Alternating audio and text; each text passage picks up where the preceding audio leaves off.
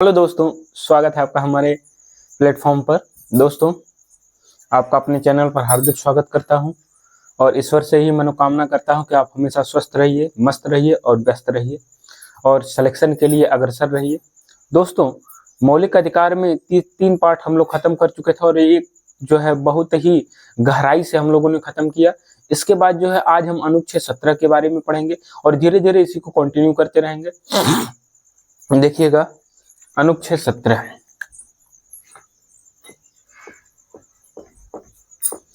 दोस्तों, इसमें 17 में अस्पृश्यता के अंत का प्रावधान है। अस्पृश्यता के अंत का प्रावधान है। अस्पृश्यता के अंत या छुआछूत कह सकते हैं आप इसको, या इसको कह सकते हैं छुआछूत। अस्पृश्यता या छुआछूत कह सकते हैं। छुआछूत के अंत का प्रावधान है। यदि कोई व्यक्ति अस्पृश्यता फैलाता है, छुआछूत फैलाता है, तो वो इसके अंतर्गत क्या होगा, दोषी माना जाएगा। और जैसे होता क्या है कि छुआछूत का मतलब ये होता है तुम छोटी जात के हो या तुम बड़ी जात के हो, हमारे तुम बगल में नहीं बैठ सकते, ये सारी चीजें छुआछूत के अंतर्गत आती है। या ये जो धार्मिक समागम स्थल है, यहाँ पर मैं ही जा सकता हूँ, तुम नहीं जा सकते, इस टाइप का छुआछूत होता है। दूसरी चीज, एक चीज और होता है कि कहीं पर भी जैसे मान लीजिए कुआं, तालाब और सारी चीजें वहां पर भी जा रहे हैं, तो हमने अनुच्छेद 15 में भी बताया था, वहां पर भी भेदभाव की स्थिति। लेकिन छुआछूत एक तरह से ये होता है कि पास में बैठने न देना, बगल में बैठ गया, ये सारी चीजें छुआछूत के अंतर्गत आती है। ठीक है, अब इसके बाद देखिए, ये जो अनुच्छेद 17 प्राप्त होता है, ये किसके किसके विरुद्ध प्राप्त होता है? यह जो है राज्यों प्लस व्यक्ति दोनों के विरुद्ध प्राप्त होता है। दोस्तों, अगर कहा जाए, जैसे नहीं होता है, वैसे तो मौलिक अधिकार राज्य के विरुद्ध प्राप्त होते हैं, लेकिन ये जो मौलिक अधिकार है ये व्यक्ति के विरुद्ध प्राप्त है, क्योंकि व्यक्ति भी तो छुआछूत कर सकता है या कोई लोगों का कोई समूह भी छुआछूत कर सकता है। तो ऐसे हम कह सकते हैं कि ये राज्यों के भी विरुद्ध प्राप्त हुआ है और व्यक्तियों के भी विरुद्ध प्राप्त हुआ। किसके किसके? राज्यों और व्यक्तियों के विरुद्ध प्राप्त हुआ है। दोस्तों, अस्पृश्यता निवारण अधिनियम आया था 1955 में।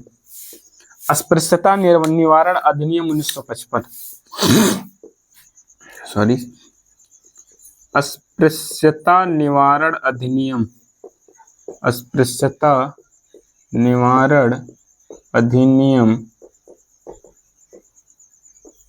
1955, ये जो आया था अस्पृश्यता निवारण अधिनियम 1955, इसके अंतर्गत दोस्तों अगर आप दोषी पाए जाते हैं तो 500 रुपया जुर्माना और 6 माह की सजा का प्रावधान है। 6 माह की सजा का क्या है? प्रावधान है। किस अनुच्छेद के अंतर्गत? अनुच्छेद 17 के अंतर्गत। दोस्तों, ये क्लियर हो गया होगा आपको अनुच्छेद 17। देख लीजिए, जिसको भी स्क्रीनशॉट वगैरह लेना हो ले ले। फिर इसके बाद हम अगला अनुच्छेद बताएंगे। इसमें कुछ है नहीं, बस इतना है कि जो भी चीजें हैं बहुत छोटी चीजें हैं, बस नॉर्मल वे में पूछी जाती है, इसलिए हमने इसको इतने में बता दिया। ठीक है, ले लीजिए जिसको स्क्रीनशॉट वगैरह लेना हो। ठीक है, अब चलिए दोस्तों, हम चलते हैं अनुच्छेद 18 पे। किस पे चलते हैं? अनुच्छेद 18। चलिए, आर्टिकल अनुच्छेद 18। ठीक, अनुच्छेद 18 के बारे में चर्चा करें। देखिए क्या है, इससे संबंधित क्या क्या चीजें होती हैं।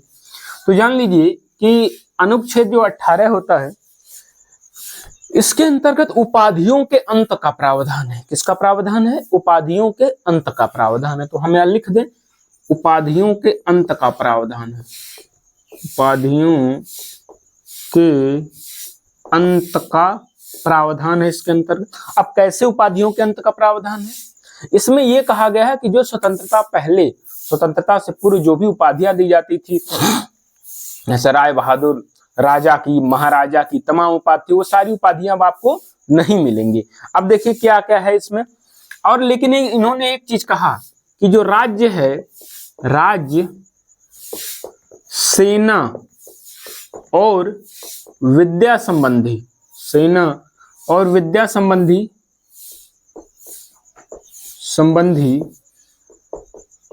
सम्मान दे सकता है। अपवाद है। अपवाद ये है कि राज्य सेना और विद्या संबंधी सम्मान दे सकता है। और सेना और विद्या संबंधी सम्मान का मतलब समझ लीजिएगा, जैसे सेना में दिया जाता है परमवीर चक्र, ठीक है, वीर चक्र, कीर्ति चक्र, तमाम चक्र दिया जाता है। जैसे हम सेना की बात कर लें तो क्या कहा जाता है, परमवीर चक्र से सम्मानित है, वीर चक्र से सम्मानित है, कीर्ति चक्र से सम्मानित है। ये सब से जो सम्मानित है ये सेना में दिया जाएगा। और विद्या में जैसे अभी आपको बता दें, जैसे नहीं कहा जाता है, जैसे अभी हम करें डॉक्टरेट की जो उपाधि दी जाती है, डॉक्टरेट की सबके जो भी लोग होते हैं, जो भी पीएचडी वगैरह कर लिए होते हैं, जैसे नहीं पीएचडी वगैरह जो भी कर लिए होते हैं, तो उनके आगे डॉक्टर लगता है। जैसे अभी हम कहते हैं डॉक्टर रमेश चंद, ठीक। तो पहले तो अब यहाँ पर अगर आप कहेंगे कि इनको डॉक्टर की उपाधि दी गई है, तो ये एक तरीके का एक्सेप्शन है दोस्तों, दो चीजों में, एक सेना में और एक विद्या में ये लोग दे सकते हैं, क्योंकि ये एक तरह का प्राप्त करते हैं लोग, तो इसमें पा सकते हैं, सेना में पा सकते हैं और विद्या में पा सकते हैं। जैसे अभी हम बोल दें यहाँ विद्या में क्या कहा, डॉक्टर रमेश चंद, और इसे तो रमेश चंद्र थे, लेकिन ये डॉक्टरेट कर लिए, ये पीएचडी कर लिए, तो इनको डॉक्टर की उपाधि दे दी गई। यहाँ पे एक चीज समझना है। दूसरी चीज यहाँ पे आपको ये समझना है, कोई भी भारतीय हो किसी भी विदेशी देश से, कोई भारतीय किसी विदेशी उपाधि या पुरस्कार प्राप्त नहीं कर सकता, प्राप्त नहीं कर सकता। कैसे नहीं कर सकता, बिना राष्ट्रपति की अनुमति के, बिना राष्ट्रपति की अनुमति के कोई भी पुरस्कार प्राप्त नहीं कर सकता। एक चीज जान लीजिए, अगर आप कहीं विदेशी देश से कोई पुरस्कार प्राप्त करते हैं तो बिना राष्ट्रपति की अनुमति के वो पुरस्कार प्राप्त नहीं कर सकते। जैसे हम बता दें, मोदी जी तमाम पुरस्कार विदेशों से पाते हैं, तो उनको राष्ट्रपति की अनुमति लेनी पड़ती है। कोई भी देश का नागरिक अगर वो विदेशी पुरस्कार प्राप्त करता है तो उसको भारत की जो महामहिम राष्ट्रपति हैं उनसे अनुमति लेनी पड़ेगी। तीसरी चीज और आपको बता दी इसी में है, तीसरी चीज इसमें क्या है देख लीजिएगा, यदि कोई व्यक्ति भारत सरकार है तो विदेशी, यदि कोई व्यक्ति है तो विदेशी, लेकिन भारत सरकार के अधीन वो नौकरी करता है, ठीक, नौकरी करता है, तो वो अगर किसी विदेशी देश से किसी दूसरे देश से अगर लेना चाहेगा तो ही उसको भी हमारे यहाँ राष्ट्रपति से पूछ करना पड़ेगा। ऐसे हम लिख दें, अगर कोई विदेशी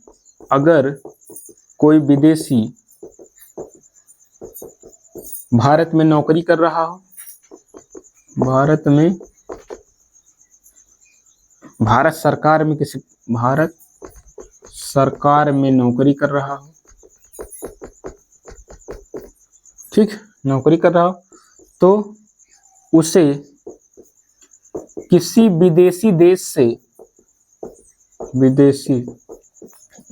से पुरस्कार लेने के लिए राष्ट्रपति से अनुमति लेनी पड़ेगी, राष्ट्रपति से अनुमति लेनी पड़ेगी। ये क्लियर हो गया दोस्तों कि अगर भारत में ही है, कोई विदेशी ही है और भारत सरकार में नौकरी कर रहा है, अगर वो कहीं से किसी विदेश से कहीं से पुरस्कार प्राप्त कर रहा है तो उसको भारत के राष्ट्रपति से अनुमति लेनी पड़ेगी। तो विवाद ये हो गया दोस्तों, विवाद ये हो गया कि कहा ये जाने लगा ये जो भारत रत्न, पद्म भूषण, पद्म विभूषण, ये सारी चीजें दी जाती हैं तो ये तो भी एक पुरस्कार है। तो इस पे एक वाद आया, क्या आया, इस पे एक वाद आया और उस वाद में कहा गया, सुन लीजिए, एक वाद था, उसका नाम है बालाजी राघवन बनाम भारत संघ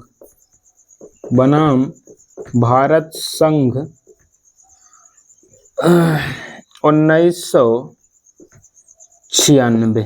इसमें एक वाद आया, चूंकि इससे पहले विवाद उठने लगा कि भाई पद्म भूषण, पद्म विभूषण और भारत रत्न, ये सब जो सारी चीजें हैं, ये सब भी तो उपाधियां, इनको भी हटा दीजिए। तो वहां पर इसी वाद के माध्यम से ये क्लियर कर दिया गया कि भारत रत्न, पद्म भूषण, पद्म विभूषण पद्म विभूषण और पद्मश्री, ये जितने भी हैं, ठीक है, ये आपके उपाधि नहीं है। क्या है? उपाधि नहीं है। ये क्या है? आपके सम्मान है, और सम्मान तो आप किसी को दिया ही जा सकता है। तो ये क्लियर कर लीजिए। 18 उपाधियों के अंत का प्रावधान है। राज्य जो है सेना और विद्या संबंधी सम्मान के सिवाय और कोई सम्मान नहीं दे सकता। अब सेना में बताया परमवीर चक्र, वीर चक्र, कीर्ति चक्र, तमाम सेना के सम्मान होते हैं। अब विद्या में जैसे आपकी डॉक्टरेट की उपाधि हो गई, डॉक्टर हमने बता दिया, तो वो डॉक्टर हमेशा देखिए, कोई भी अगर पीएचडी किया वो अपने आगे डॉक्टर लगाते हैं, उनको कोई नहीं रोक सकता कि ये उपाधि आपने धारण करी है, ठीक है। हमने बताया कोई भी भारतीय है और विदेशी देश से कुछ भी प्राप्त करना चाहता है, पुरस्कार या सम्मान, तो उसको राष्ट्रपति से पूछना पड़ेगा, तब वो पा सकता है। दूसरी चीज, अगर कोई व्यक्ति विदेशी है, भारत सरकार में नौकरी कर रहा है, तो वो अगर किसी विदेशी देश से प्राप्त करना चाहता है तो उसको भी भारत के राष्ट्रपति से पूछना पड़ेगा, ठीक। तो इसमें जब इतना विरोध होने लगा तो ये विवाद उत्पन्न हो गया, क्यों भाई पद्मश्री देते हैं, भारत रत्न देते हैं और जो ये सब उपाधि लगा लगा घूमते हैं। तो इसने कहा कि देखिए भाई, पद्मश्री, भारत रत्न और पद्म विभूषण और जितने भी हैं, ये सारे क्या हैं? ये सम्मान है, ये उपाधि नहीं है, ठीक है दोस्तों। तो ये अनुच्छेद 18 आपका पूरा बृहद तरीके से क्लियर हो गया। तो स्क्रीनशॉट वगैरह लेना हो ले लीजिए, फिर हम आगे की चर्चा करते हैं।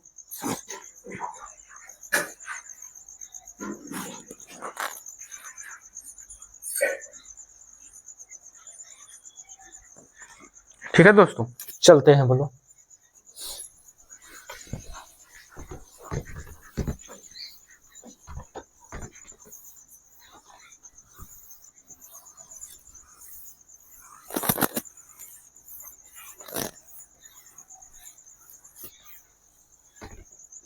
अब चलिए, इतना हो गया क्लियर।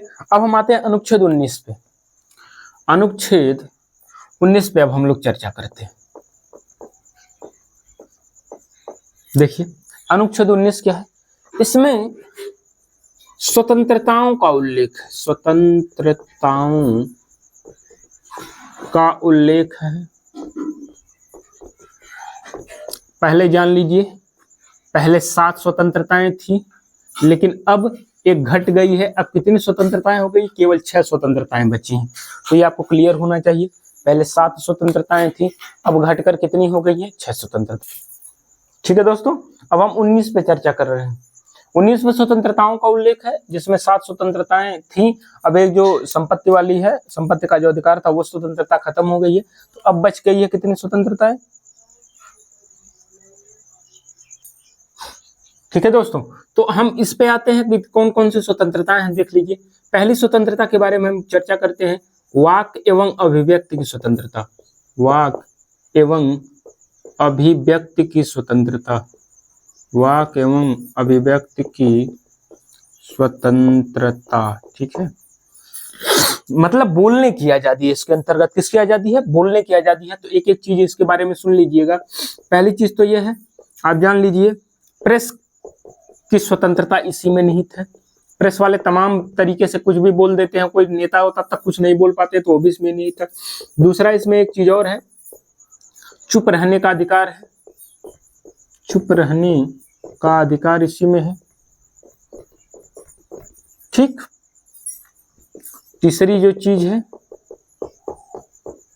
एक चीज और है कि जो चुप रहने का अधिकार, ये जानते हैं राष्ट्रगान मामले में है। राष्ट्रगान अगर हो रहा है तो हमेशा कहा जाता है चुप रहिए आप। राष्ट्रगान मामले में चुप रहने का ये वो है। प्रेस की स्वतंत्रता है। दूसरा है चुप रहने का अधिकार है। तीसरा है आपका झंडा फहराने की स्वतंत्रता। किसका है? झंडा फहराने की स्वतंत्रता। तो हम ये कह दें, ध्वज फहराने की स्वतंत्रता। कोई भी व्यक्ति जो भारत का निवासी है ध्वज फहरा सकता है, वो भी इसी में आता है। चौथा, जानने का अधिकार भी इसी में है, राइट टू नो, जानने का अधिकार, जानने का अधिकार। तो इसमें बहुत सारी चीजें हैं, लेकिन कुछ इंपॉर्टेंट है जो हमने आपको बता दिया कि वाक एवं अभिव्यक्ति की स्वतंत्रता में प्रेस की स्वतंत्रता है, चुप रहने का जो अधिकार है राष्ट्रगान मामले में, ध्वज फहराने की भी स्वतंत्रता इसी के अंतर्गत निहित है, जानने का जो अधिकार है राइट टू नो, वो भी इसी के अंतर्गत निहित है, ठीक है। तो एक वाक एवं अभिव्यक्ति की स्वतंत्रता हो गई। दूसरी स्वतंत्रता हम बता रहे हैं आपको, शांतिपूर्वक, तो ये शांतिपूर्ण एवं निरायुध सम्मेलन, निरायुध सभा एवं सम्मेलन करने की स्वतंत्रता,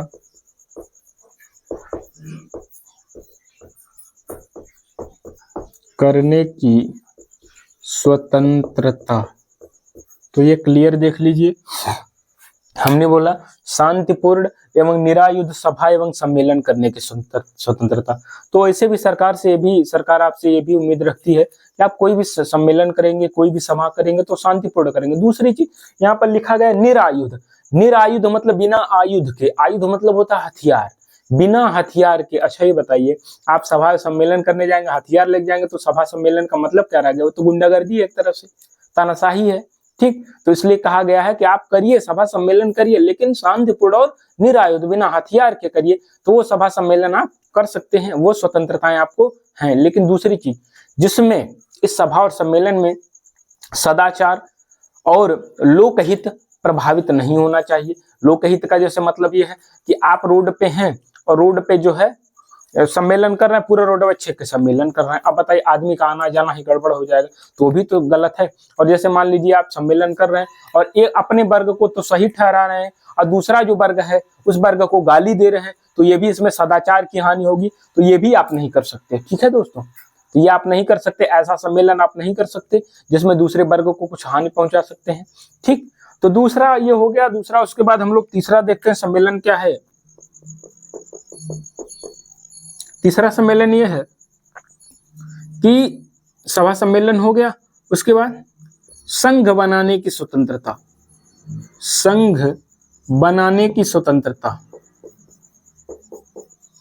संघ बनाने की स्वतंत्रता। ठीक है, अब संघ मतलब देखते नहीं है, तमाम जो है एक छोटी सी बड़ी लेके कई हजार पार्टियां बन गई हैं, तो अगर सबको अगर ये अधिकार न होता कि आप संघ बना सकते तो क्या कोई बना पाता?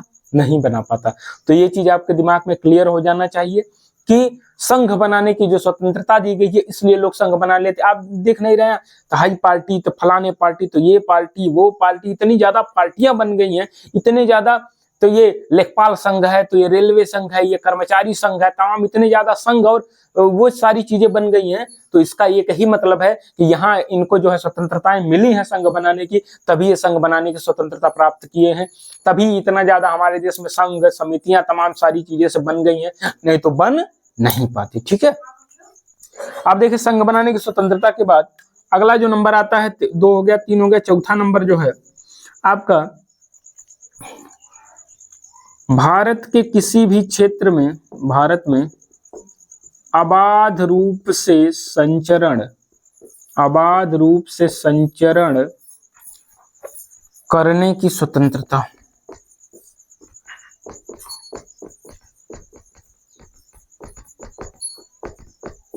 अबाध रूप से संचरण करने की स्वतंत्रता मतलब घूमने फिरने की स्वतंत्रता। अब एक चीज सुन लीजिए,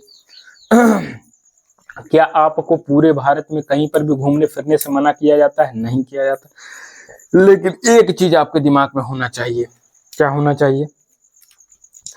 कि जैसे जितने वाइल्ड लाइफ सेंचुरी वगैरह हैं, जैसे हम कहते हैं वन्य जीव अभ्यारण्य, जहां पर मानव का जाना निषेध है, वहां पर अगर आप जाएंगे, ठीक है, तो वहां आपका ये जो स्वतंत्रता है वो वहां पर क्या पड़ जाएगी? फीकी पड़ जाएगी, क्योंकि आप पूरे भारत में हर जगह घूम सकते हैं, फिर सकते हैं। लेकिन अब आप जो है वन्य जीव संरक्षण जो भी अधिनियम के अंतर्गत बने गए हैं, जितने भी टाइगर रिजर्व हैं और सारे रिजर्व हैं, उन सारे रिजर्व में आप ऐसे नहीं जा सकते बिना परमिशन के। ठीक है, बाधा बनेगी आपको कुछ ना कुछ टाइम के लिए, तो वो उस तरीके से जा सकते। दूसरी चीज, जितने भी रेड लाइट एरियाज होते हैं वहां पर भी आपको जाने की अनुमति नहीं होती है, क्योंकि जाने पर अगर पुलिस देखती है तो आपको पकड़ सकती है। ठीक, तो कहने का ये मतलब है अबाध रूप से संचरण करिए, लेकिन उस जगह पे आप संचरण नहीं, जैसे कुछ एसटी क्षेत्र होते हैं जहां पर मतलब है नॉर्मल मनुष्य इस टाइप के लोगों का जाना मना नहीं है, सॉरी जाना मना है, तो उस जगह पर भी आप नहीं जा सकते हैं। तो ये चीज हो गई। अब इसके बाद भारत के किसी भी क्षेत्र में निवास करने और बसने की स्वतंत्रता, भारत के किसी भी क्षेत्र में, भारत के किसी भी, न लिखिए भारत में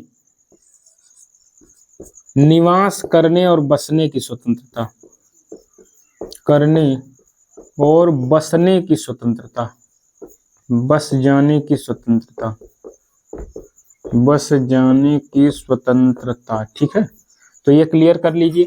भारत के किसी भी क्षेत्र में निवास करने और बसने की स्वतंत्रता। तो आप देखिए कहीं पर भी किसी गांव में जाके आप एक कट्ठा जमीन ले लीजिए, वहां पे जा घर बनवा लीजिए, कोई रोकने वाला है आपको? नहीं रोकने वाला है, क्योंकि इसीलिए कहीं पर भी आप जाकर निवास कर सकते हैं और बस सकते हैं।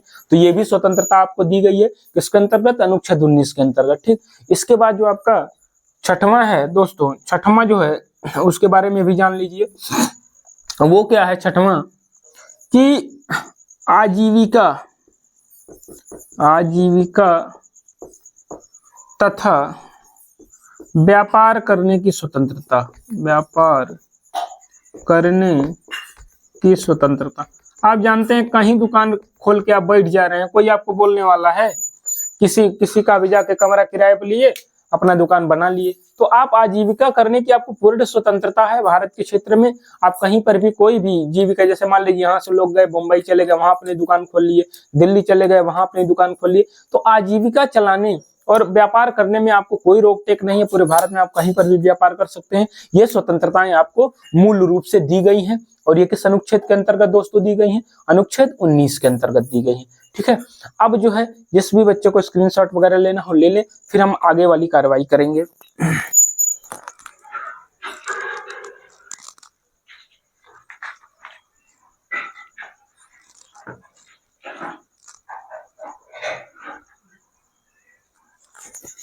ठीक है दोस्तों, अब इसको मिटाने का काम करते हैं।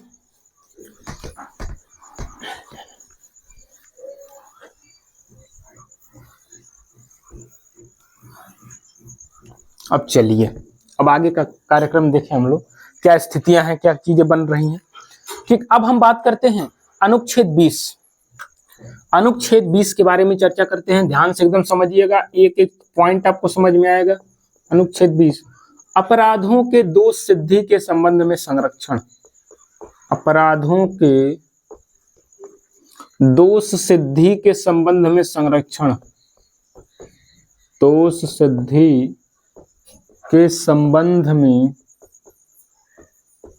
दोष सिद्धि के संबंध में संरक्षण। ठीक है, अपराधों के दोष सिद्धि के संबंध में संरक्षण किस अनुच्छेद के प्रावधान है? अनुच्छेद 20 के अंतर्गत है, अपराधों के दोष सिद्धि के संबंध में संरक्षण। अब देखिए आगे क्या क्या संरक्षण है, क्या क्या सारी चीजें हैं। तो हम आपको बता दें, दो है, एक आया अनुच्छेद 20 और एक है अनुच्छेद 22। अनुच्छेद 20 है अपराधों के दोष सिद्धि के संबंध में संरक्षण, और अनुच्छेद जो 22 है गिरफ्तारी के संबंध में संरक्षण है। ठीक है, तो पहले हमारा चूंकि 20 आया तो पहले हम 20 पढ़ेंगे। तो ये कहा गया कि अगर कोई व्यक्ति अपराध किया गया तो उसको भी न्यायालय से या सरकार से कुछ संरक्षण दिया जाता है, जिस संरक्षण के बारे में प्रावधान है। ऐसा तो अभी क्लियर हुआ नहीं, जैसे मान लीजिए अपराध कर दिया है तो उसके लिए क्या क्या चीजें प्रावधान है, क्या कानून है, क्या नहीं है, क्या सजा होनी चाहिए, क्या नहीं होनी चाहिए, उस पे उसके रूप में इसको संरक्षण दिया जाएगा। चलिए तो इस बारे में देखते हैं हम लोग क्या क्या चीजें हैं इसमें। तो पहली चीज तो जान लीजिए कि आपका जो है अपराध करते वक्त, अपराध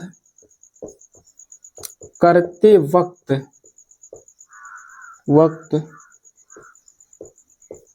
उस अपराध के लिए जो सजा थी, करते वक्त उस अपराध के लिए, अपराध के लिए जो कानून था, जो विधि थी, विधि मतलब कानून होता है, उसी के अनुसार सजा मिलेगी, उसी के अनुसार सजा मिलेगी।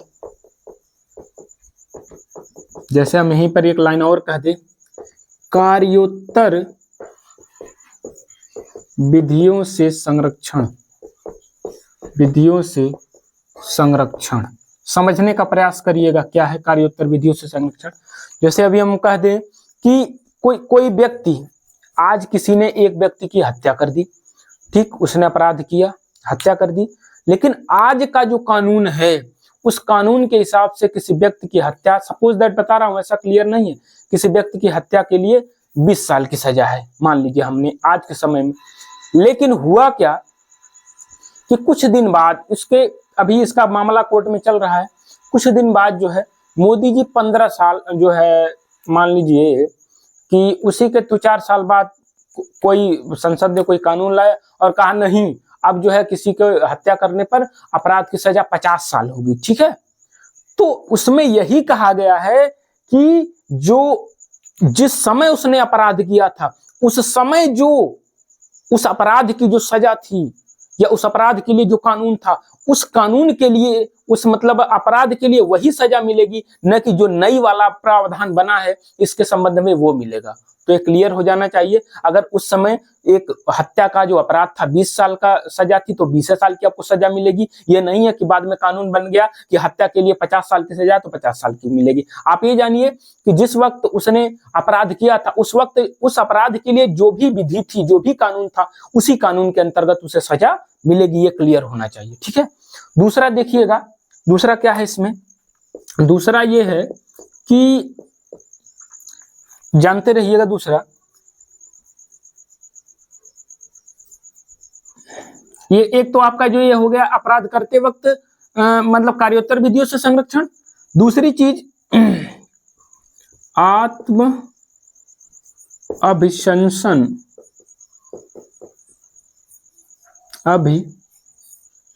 आत्म अभिशंसन नहीं किया जा सकता, आत्म अभिशंसन नहीं किया जा सकता है, ठीक है दोस्तों।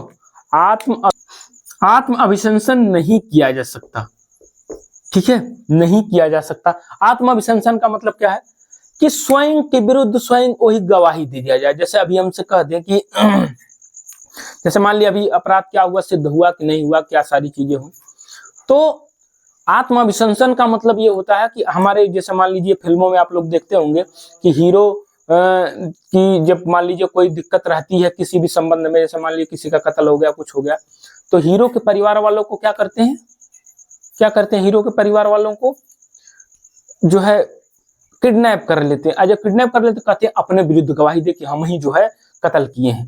तो कह देता है कि भाई अपने परिवार के, जिस तरह सब लोग कह देते हैं कि हाँ सर मैंने ही इसे मारा है, मैंने इनको मारा है, हमारे और नहीं रहते हैं। तो वही कहा गया है कि आत्म अभिशंसन से संरक्षण, कि जो व्यक्ति जेल में बंद है वो अपने स्वयं के विरुद्ध गवाही से उसको क्या किया जाएगा, संरक्षित किया जाएगा। अगर कोई दबाव दे के उसके स्वयं के विरुद्ध गवाही दिला रहा है तो उससे क्या कर दिया जाएगा, उसको संरक्षित किया जाएगा, बचाया जाएगा कि स्वयं के विरुद्ध गवाही नहीं देना है, ठीक है। आ गई बात समझ में। तो आत्म अभिशंसन हो गया। तीसरी चीज एक और है इसमें, तीसरा दोहरे दंड से संरक्षण, दोहरे दंड से संरक्षण, दंड से संरक्षण। जान लीजिए दोहरे दंड से संरक्षण क्या है, क्लियर कट समझिएगा। दोहरे दंड से संरक्षण का मतलब ये होता है, जैसे मान लीजिए एक अपराध की केवल एक बार सजा मिलनी चाहिए ना, 2 बार तो आप सजा देंगे नहीं। तो वही कहा गया एक अपराध की केवल 1 बार सजा होनी चाहिए, 2 बार सजा नहीं होनी चाहिए। भाई एक अपराध किया है तो उसके लिए केवल 1 ही बार तो सजा होगी, 2 बार तो सजा होगी नहीं। तो वही कहा गया है कि किसी अपराधी के लिए अगर 1 बार वो गलती किया तो उसकी सजा केवल 1 बार होगी, 2 बार नहीं होगी, ठीक है दोस्तों। यहीं पर जो है इसको हम समाप्त करते हैं। जय हिंद साथियों।